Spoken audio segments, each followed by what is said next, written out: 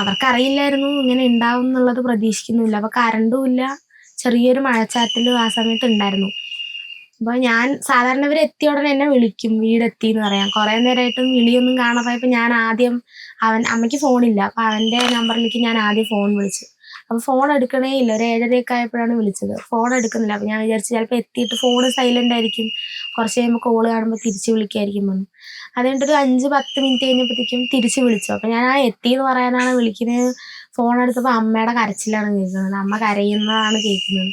അപ്പൊ ഞാൻ എന്താ അമ്മയ്ക്ക് ഇടയ്ക്ക് എന്നെ പറ്റിക്കണ സ്വഭാവമുണ്ട്. വെറുതെ ഇങ്ങനെ എന്തെങ്കിലുമൊക്കെ പറഞ്ഞിട്ട് ചുമ്മാ, അല്ലെങ്കിൽ വീട്ടിൽ അവനും അമ്മയായിട്ട് എന്തെങ്കിലുമൊക്കെ ചുമ്മാ വെറുതെ ഉണ്ടാവുമ്പോ എന്നെ ഇങ്ങനെ വിളിച്ച് പറ്റിക്കണം. അപ്പൊ ഞാൻ ആദ്യം വിചാരിച്ചത് അങ്ങനെ അവര് പറയുന്നതായിരിക്കും വിചാരിച്ച്. അപ്പൊ അമ്മ കരച്ചിൽ നിർത്തുന്നില്ല. അപ്പൊ എനിക്കാണെങ്കിൽ അമ്മ പറയണൊന്നും മനസ്സിലാവണില്ല. പിന്നെയാണ് അമ്മ പറഞ്ഞത്, എടീ ആന ഇതാക്കി, കുഞ്ഞ് അനങ്ങുന്നില്ല, കുട്ടൻ കുട്ടനാ ഞങ്ങൾ വിളിക്കുക അവനെ, കുട്ടൻ അനങ്ങണില്ല, നീ വേഗം ഓടി വാ, ആരോടെങ്കിലും വിളിച്ച് പറ എന്നൊക്കെ പറഞ്ഞു.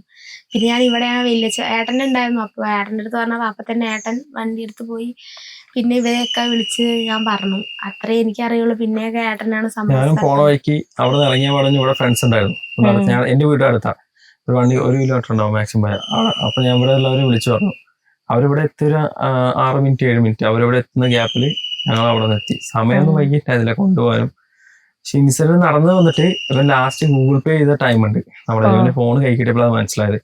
7:11 ആള് ആ മെയിൻ റോഡ് നിങ്ങൾ കയറി വന്നില്ല, ആ മെയിൻ റോഡിൽ ഗൂഗിൾ പേ ചെയ്തിട്ടുള്ളത് കടയിൽ.